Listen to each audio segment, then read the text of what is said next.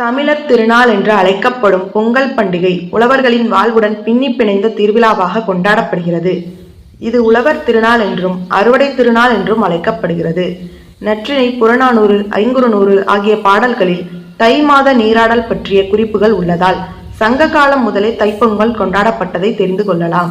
இந்த பதிவில் மாட்டுப்பொங்கலின் முக்கியத்துவம் குறித்தும் அதன் சிறப்பம்சங்கள் குறித்தும் பார்க்கலாம். விவசாயத்தில் மாடுகளின் பங்கு இன்றியமையாதது.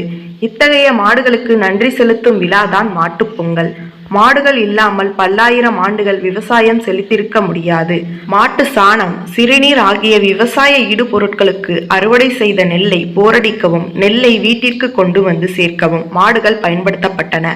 எனவே விவசாயத்தில் ஒவ்வொரு படி நிலையிலும் உதவி செய்யும் மாடுகளுக்கு நன்றி செலுத்தும் விதமாக பழங்காலம் முதலே மாட்டுப்பொங்கல் கொண்டாடப்பட்டு வருகிறது. மாட்டுப்பொங்கல் அன்று மாடுகள் வசிக்கும் தொழுவத்தை சுத்தம் செய்து மாடுகளை